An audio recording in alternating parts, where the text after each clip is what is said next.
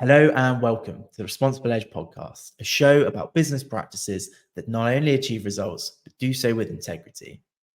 A little bit of a different one today. As you can see, Charlie isn't here, so I'm going to try my best to step in as host today and fumble my way through it, having never appeared on a podcast, let alone hosted one. So we'll see how this goes.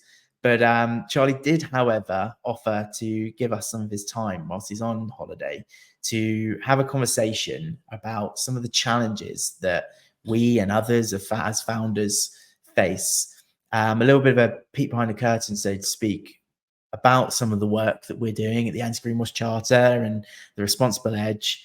And I think we covered some really interesting topics. We spoke a little bit about how you might reframe stress as a benefit, but then leading on to the importance of recovery in that case and having support groups around you that you can speak to like minds.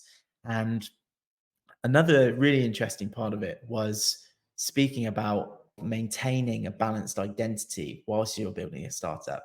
You know, it's easy to get into the trenches with these things and it takes up a lot of your time and your thoughts and your resource. And perhaps the importance of keeping your identity separate from the startup that you're building, but we'll get into that. And Charlie's got some interesting points on that. So again, thank you very much, Charlie, for joining us. And I hope you all enjoy the conversation.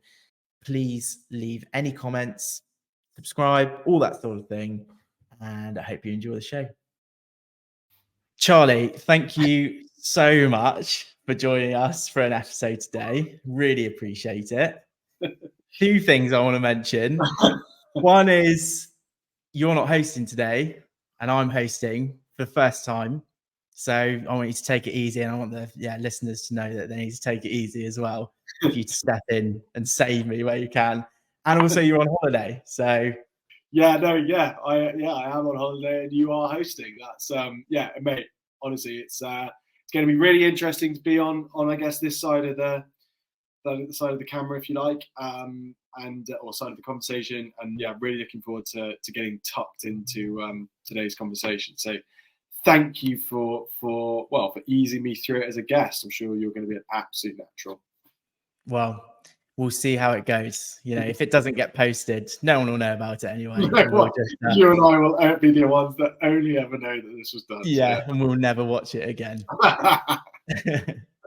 I think we'll get into the topic in a minute. And given the topic, we're going to see the hypocrisy in you being on holiday, I think. But first of all, before we get onto that, I think it'd be really cool for people to hear a little bit more about you personally, the work that you're doing, we're doing at the Charter, and anything else that you think is important for people to know.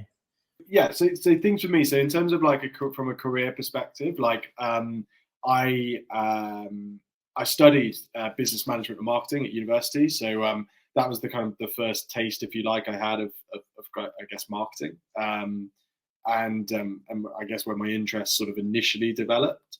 I then graduated, I think it was 2011.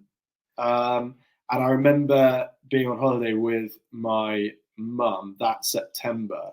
And I had an offer to join a local marketing agency based in Devon. And I don't think my mum was particularly convinced of my credentials at the time, but so she very much encouraged me to accept the job, almost come what may.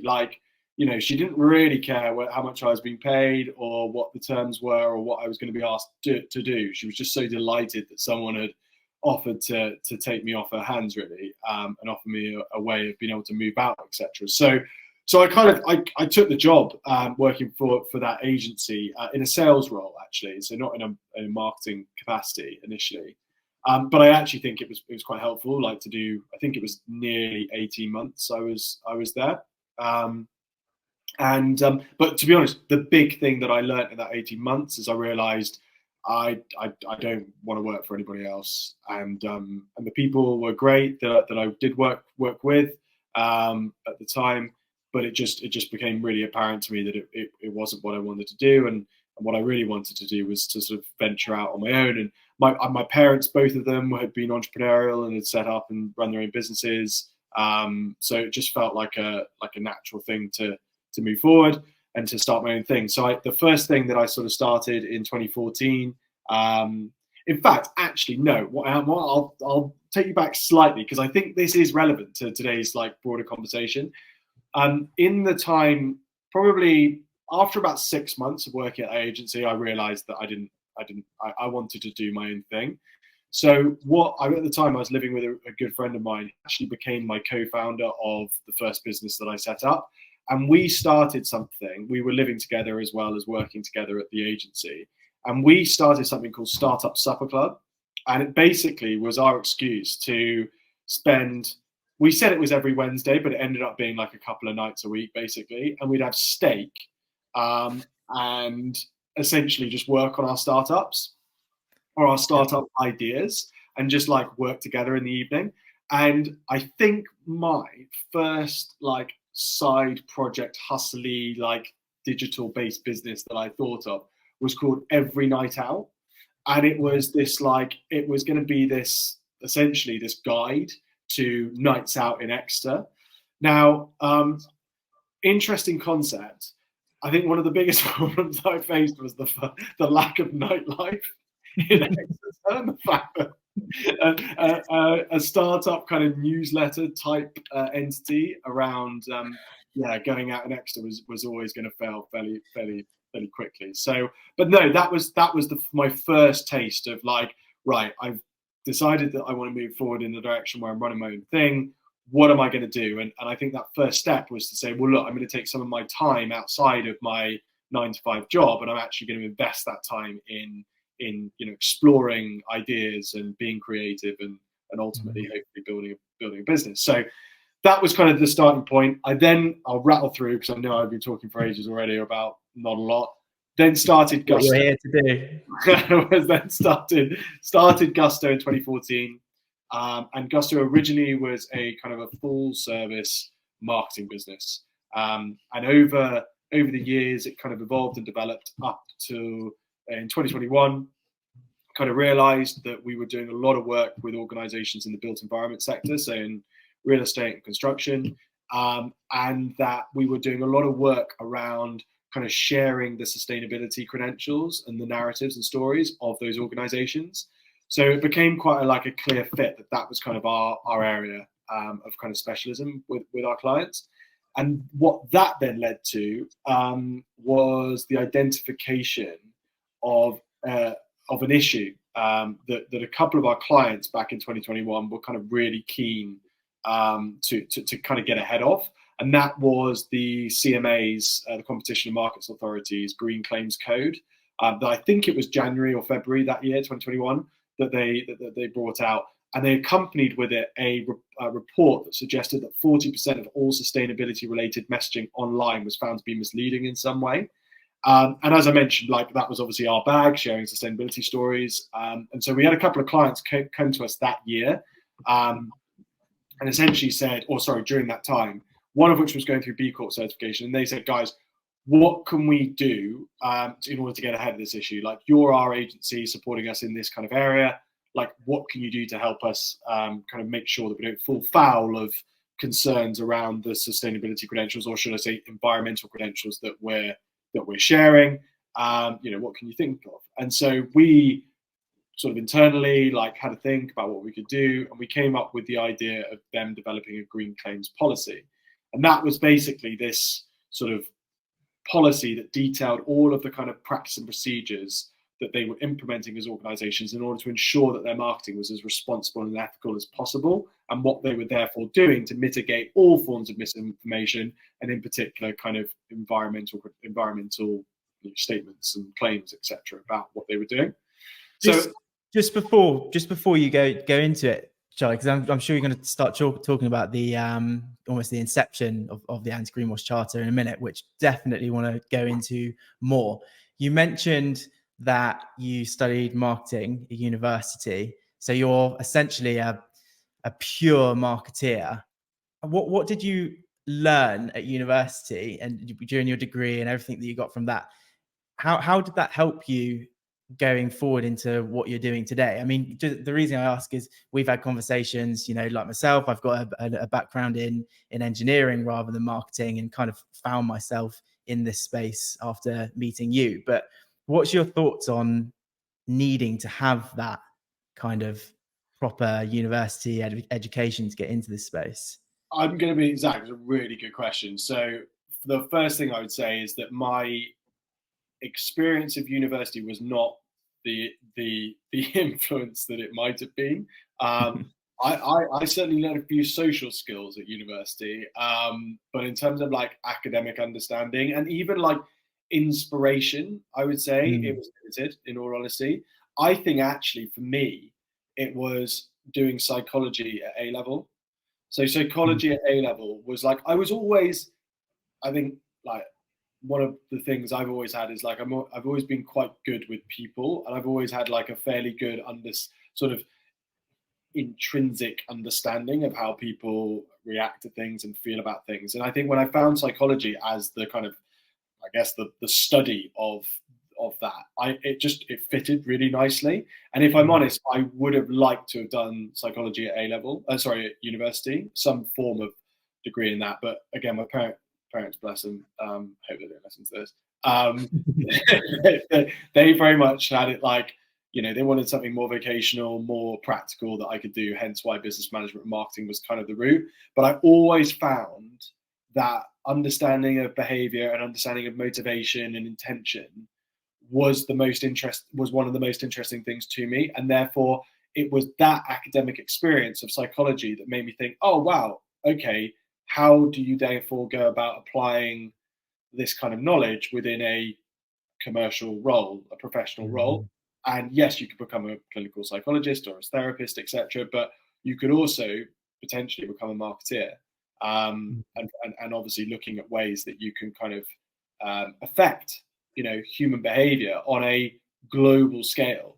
That I think was the attraction to me of marketing, alongside the entwined interest with psychology. I don't know if that answered your question at all, but it certainly was interesting to reflect on. No, it did. It's really interesting. Sorry, you were talking about the inception of the charter. I interrupted you. No, it's cool. It's like, thank you for taking me back to university days. Where you also learned to drink and do all those things as well, I assume. But that's for another time, perhaps. Yeah, that was the socializing. Yeah. Okay. I seem to be. But again, actually, you could also apply that like there was a degree of like a further education and understanding about psychology. You know, it was a real learning. You know, when you're 19 or 20, 21, 22, whatever, you're kind of those formative years of like real socialization with your peers at university on your own, if you like they are pretty crucial, I think, for your understanding of yourself and who you're going to be moving forward, and also obviously picking up things from other people. So the beauty of being a marketeer in many ways is that ever since you began interacting and engaging with other people, whether or not it was your mother or your family or your friends at school or whatever, essentially you've been learning and observing things that can be applicable to a marketeer. That's quite a cool reflection, actually. Yeah.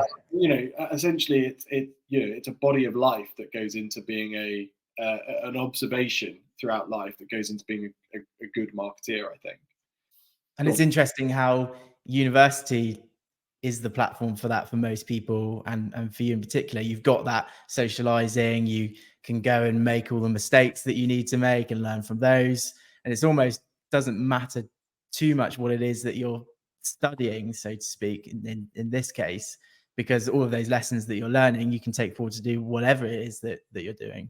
I think that's a really fair observation. And I think also what I would say about, because I know we have some like junior marketers who watch the show, and or people that are younger professionals. I think if you definitely do not, in my opinion, you do not need to have an academic background in marketing in order to be a good marketeer. Like, absolutely not. I think the two, and I can almost, to be honest, reflect on when we sort of decided that we would start working together. Like, it is that inquisitive curiosity around cause and effect and why certain things lead to certain behaviors.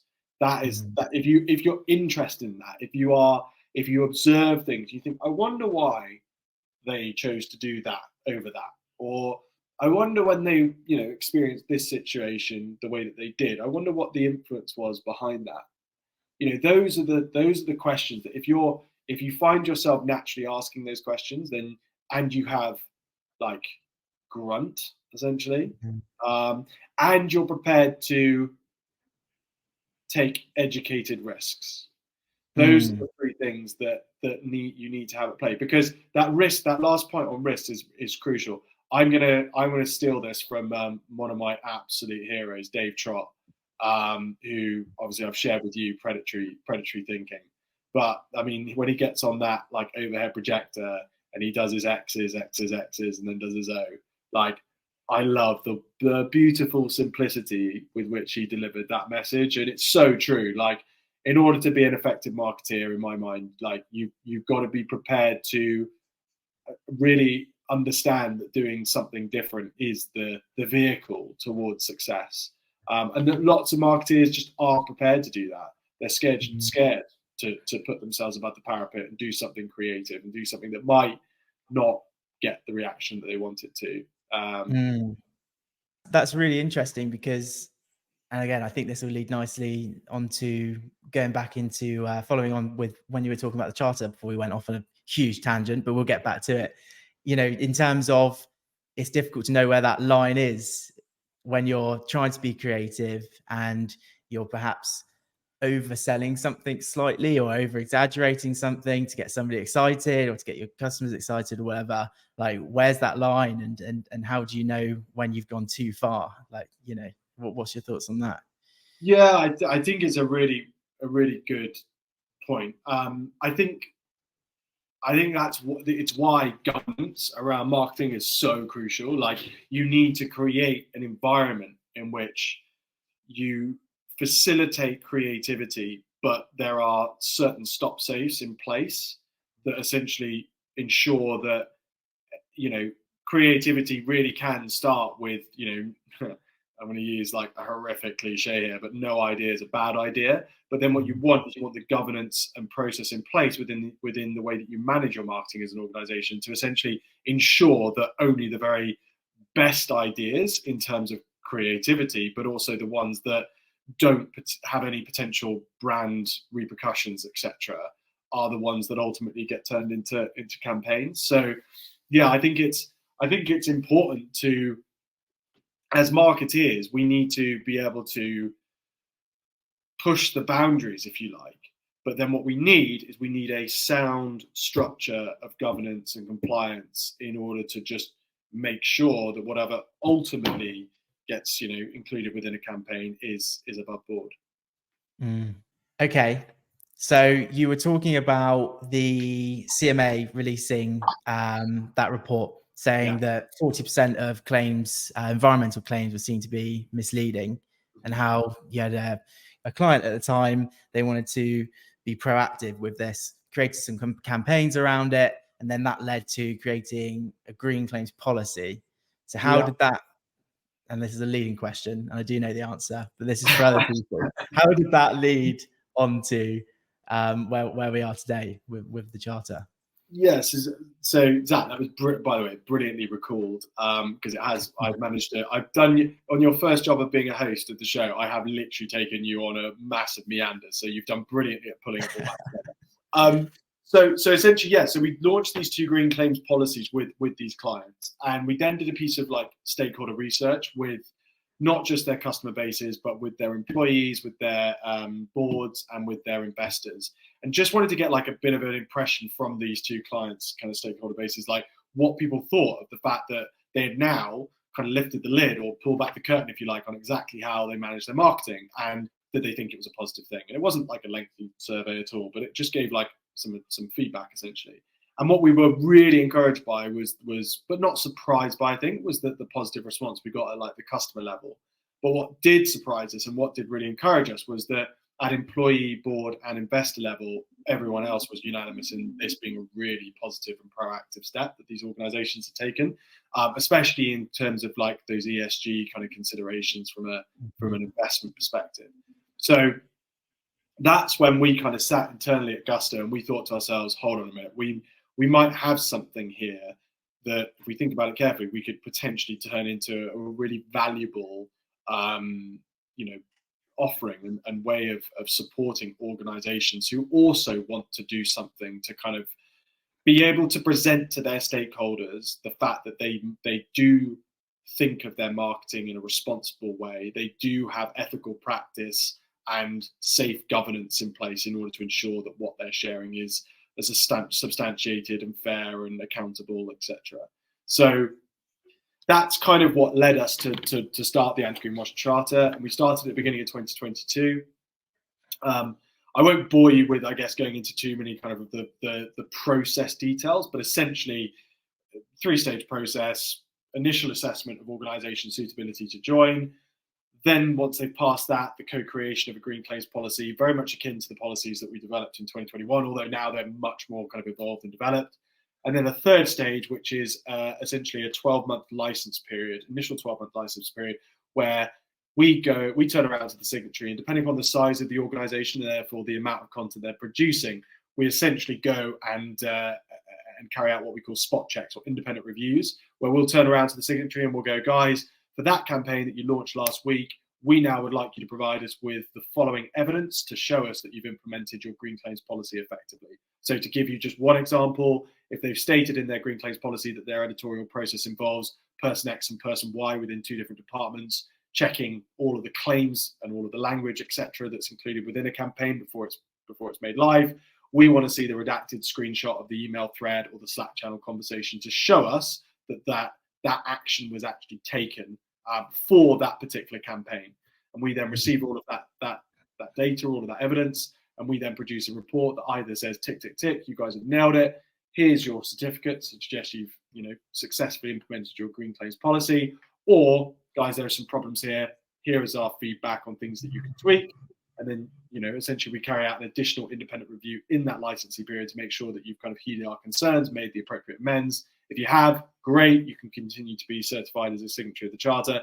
If you get it wrong that second time, we have a kind of 2 strikes and you sit out the 12-month policy, at which case you can apply to rejoin the charter at the end of that 12-month period. So that's essentially what we've been doing over the last it's nearly 2.5 years. 66 organizations that we currently kind of work with, either with live policies or are currently creating their policies with us. You've done a fantastic job of explaining something that's very detailed in a short period of time, which, I mean, and I know that there's a lot more that's gone into it than that. And I think that's kind of leads nicely into what we want to talk about today. Do you want to introduce this week's article? Sure. I think it's a good time to introduce it. Yeah, sure. No problem. So, so it was an article in Inc. And the article was titled 4 Ways to Avoid Founder Burnout. And what was really interesting is it kind of spoke a bit broadly about, I guess, some of the most recent research that's been done into kind of, the impact of the founder journey, if you like, on specifically, they looked at mental health actually in this article, and impacts of anxiety and, depression and things of that nature related to running a startup.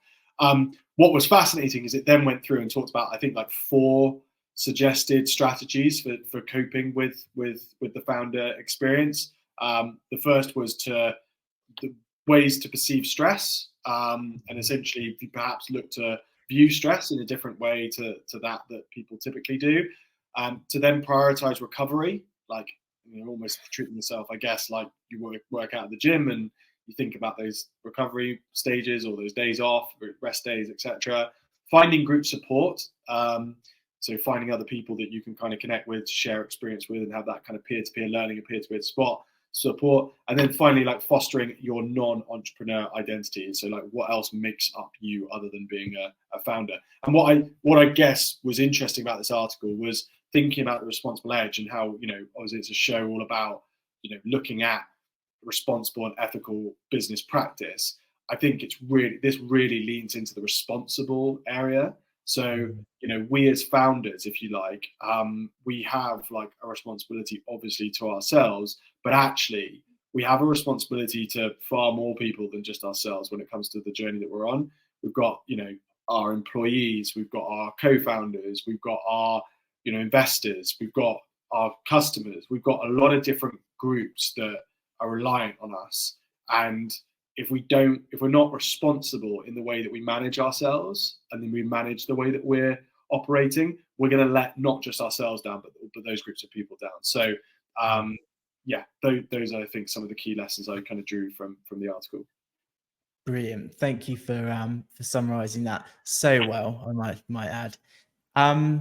Should we start off with stress? Because I think that's an interesting one in how they talk about reframing stress. And we've spoke about this with each other before. And I think we, like anybody, we both deal with things in different ways. But you spoke before about when I've asked you, you seem a bit stressed, mate. Like, you okay? Is there anything that we can do to sort it or anything? And sometimes you frame it as, I'm not stressed, I'm just excited. Like, I'm excited about everything that's going on. Is that something that you've done purposefully? Like, do you reframe stress on purpose, or do you just see stress differently? That's a really good question. I've always just felt like it, like I just love it. Like I just at the heart of it, like, even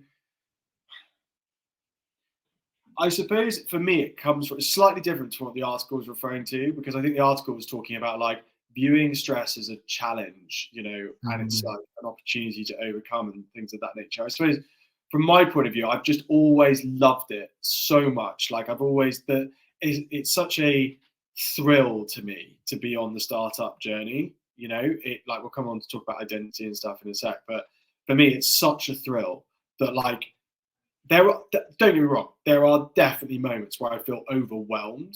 I would say like overwhelmed is the experience that I typically have, where I'm like, I almost get like stuck in the mud, where I'm like, oh my God, there's so much to do, and I honestly don't know where to start. So I'm just gonna essentially stand still and nothing's gonna happen.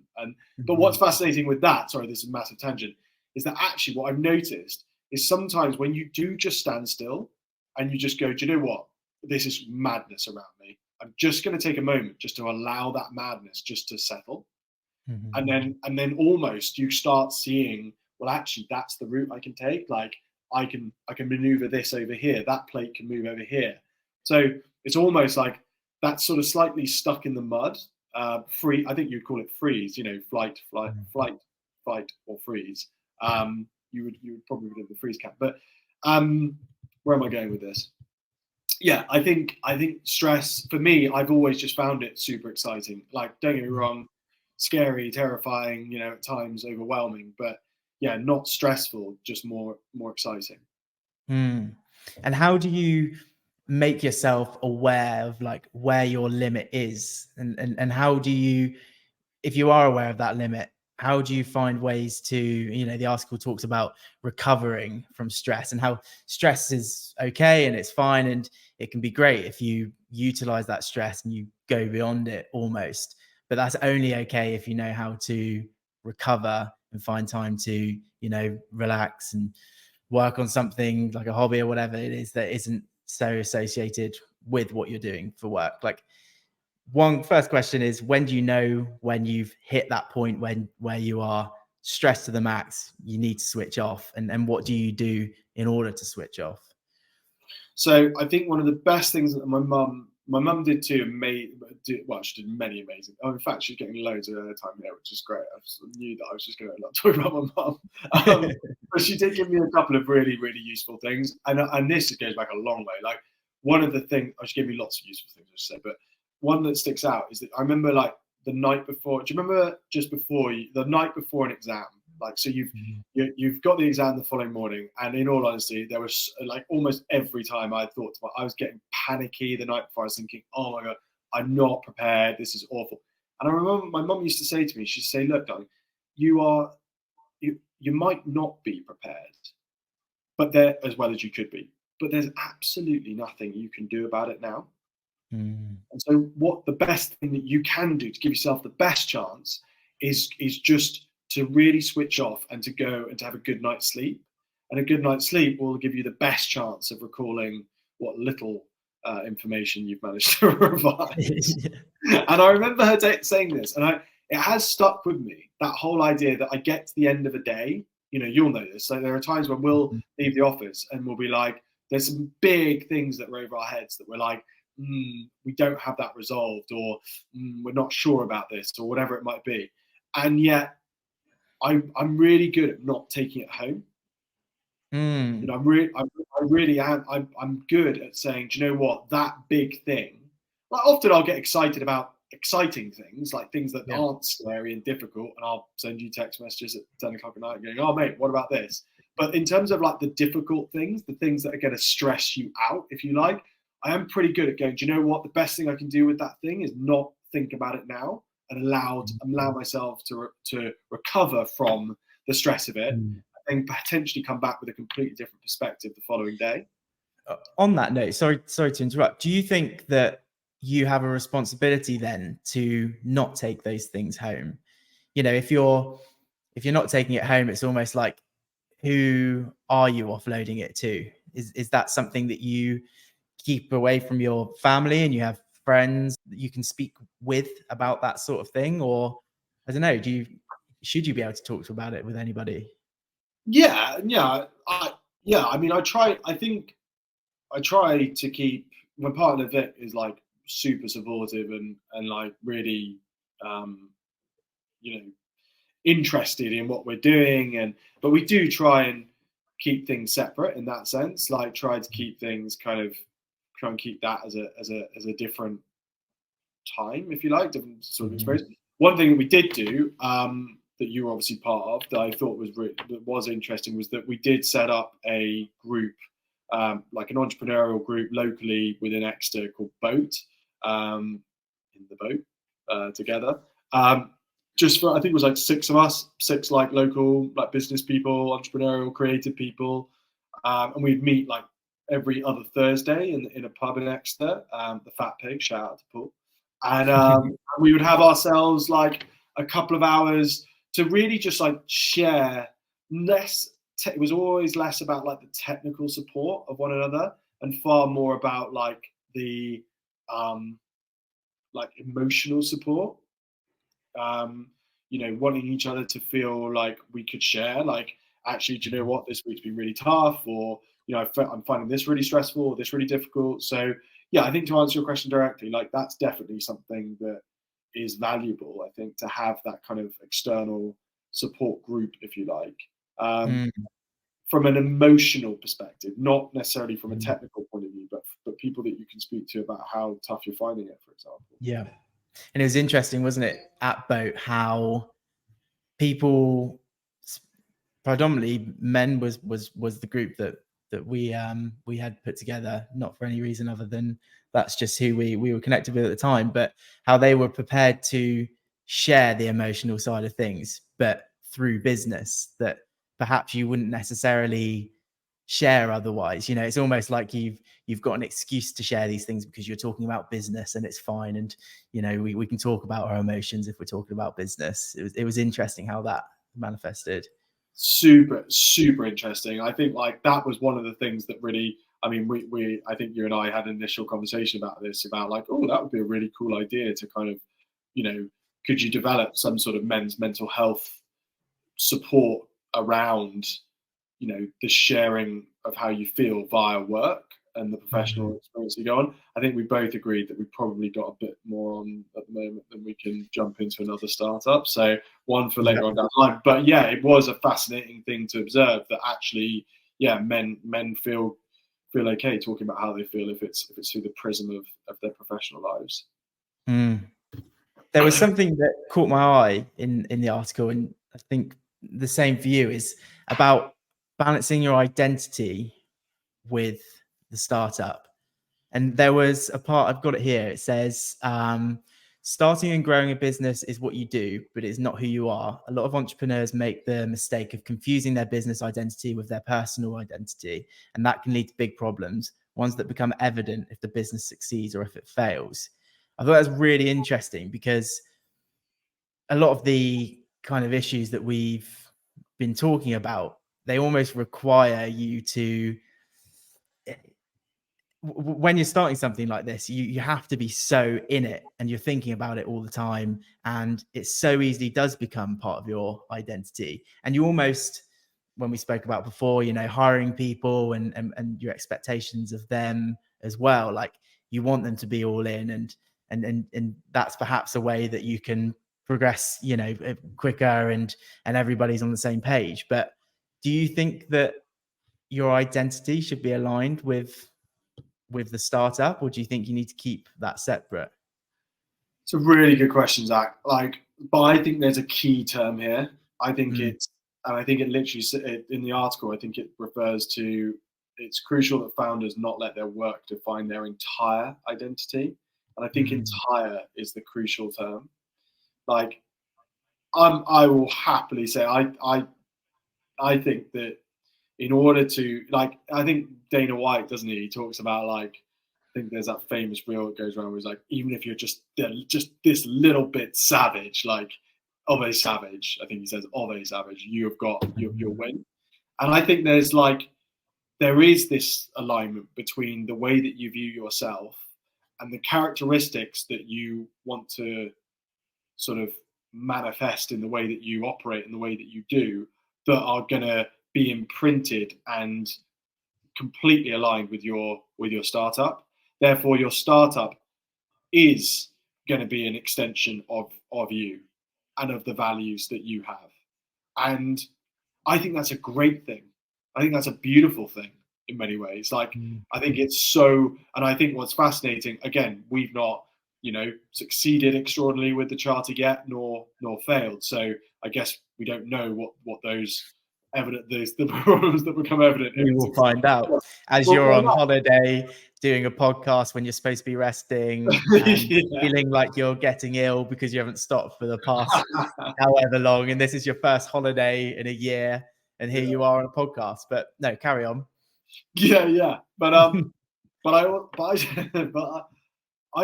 think it's great. But I think the point is about how is it your whole identity? I think that's the crucial thing. I think you can have it as a really significant part of your identity, like a really, really significant part, but you know, there needs to be something else. I just think that it's also can be a big part of your identity, because why not? Like, it is a manifestation of you in many ways. Like, if you've created something from scratch, and the prospect of being somebody, I think, that has gone out there and created something and put themselves in that much jeopardy in terms of failure, in terms of financial remuneration, in terms of, like, you know, I always used to refer to, like, people that got involved in digital business as essentially like the gold miners of the, you know, out west in the gold mining days. You know, they were people that would risk it all to go after, you know, after that fortune. And it depends what you're doing it for, but I do think that there's an element of that. And I think in order to achieve that and to realize a positive outcome when doing it, you do need to be a bit out there. Like, I think, again, I might be David Goggins, who refers to, like, you just need to be a little bit gone. People need to be a little bit like, what the hell is going on over there? And in order to be that, you really need to be aligned with what you're doing. You need to be a bit crazy for it. How you can achieve that without having it as a core part of your identity, I don't know. But how do you know when enough is enough and you're starting to reach that burnout point, and then you need to kind of wind it back a little bit?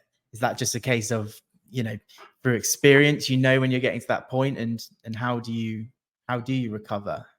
How do you relax? Well, I think there are two. I mean, I'm sat here on holiday. I think there are two. There's, like, almost like the immediate, like, short recovery, and then there's, like, the longer, more drawn out recovery. And I think, like I said, I've not had, like, a solid block of days off, if you like, since like this time last year.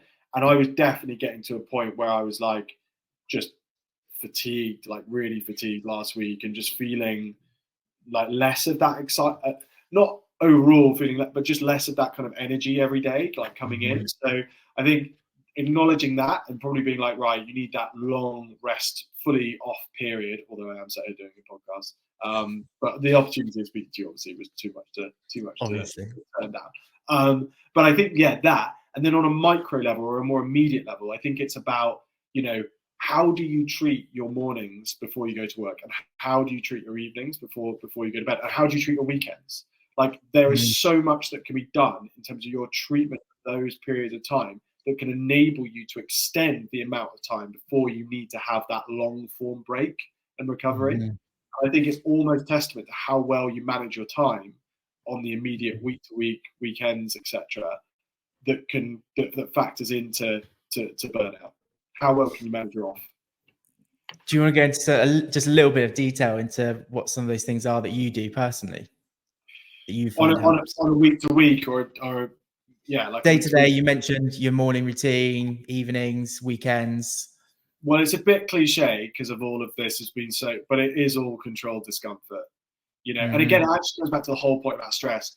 Nothing is that stressful compared to jumping into 8-degree water for 10 minutes. Like if you do that on each week, then there's nothing that's going to occur during the rest of your week that is going to be anywhere near the amount of stress that you put yourself through when literally your body was like, I'm dying, you know, I'm going to freeze to death here. And all of the responses that you went through. So anything relating to, you know, hot, cold, fasting, you know, cardiovascular, you know, resistance training, you know, these are all the things that I try and incorporate just to give myself experiences of discomfort as much as possible. I think we've got a whole nother podcast episode there in terms of control discomfort. Done before as well. Charlie Martin's morning and evening routine, I think, is plenty more detail to go into there. Scary thought. We have absolutely rattled through all of this. And I don't think we spoke about things as in as nearly as much depth as we had hoped. But like I say, maybe we can make this a regular thing if people aren't completely asking you questions. Yeah, we'll definitely have to look at the analytics. Get some feedback on this first. People are like, no. Might be a dramatic drop in engagement, but we'll see. Go on. The question I was going to ask, and we always finish off with this, a key bit of advice to your younger self, or, you know, young entrepreneurs, young marketeers, what would be a key bit of advice that you would give them or yourself? The number one thing is, and again, I mean, any of these things are going to be kind of cliche, but I think I rattled it up. Actually, I numbered it. I think I've done like 21 like side hustles, basically. And if you embark on and by the way, like that, you know, I'm fully aware of the fact that there are people that are like entrepreneurs who have like started, like their first thing was massive and made loads of money and all the rest of it, and you hear a lot about those people. But what you don't hear a lot about are the people that have had to grind, learn, fail multiple times. Like, can you imagine 21 instances of like telling your family and friends that like, oh, I've got this thing, it's going to be cool, and they're going, yeah. By about 10, they're like, that's Charlie's doing another thing. Okay, cool, we'll just see how that goes, kind of thing. And so basically, everybody's going to lose faith in you. Everybody's going to think that you're basically barking up the wrong tree. And the best bit of advice I could offer to anyone else that's like thinking about embarking on this is to build that resilience in yourself, to say, do you know what? I love it so much, even though I'm not necessarily succeeding on a grand scale with these things, but I love it so much, I'm choosing to do it anyway. And just have that resilience to say, do you know what? It's gonna, if I get it right, it's gonna taste so good. You know, it really is. And I think that's a really interesting thing for young entrepreneurs to think about, is just having that resilience to go again, because it will taste better if you win after the failures. I love that. All I can say is watch this space. Hopefully, we won't be on a podcast in a year or so saying, yeah, now we're on number 36. But all the same things still apply, make sure you're doing your hot and cold water therapy. But that's a series in itself, isn't it? That's a new podcast we could do called Failing Forward with Zacc and Charlie. I love that. Love that. Mate, thank you very much for your time. Enjoy the rest of your holiday. Hopefully you don't get ill. Thanks, mate. Catch you soon. Thank you for coming on. Top man. Thanks, Zacc. Cheers, mate. Bye.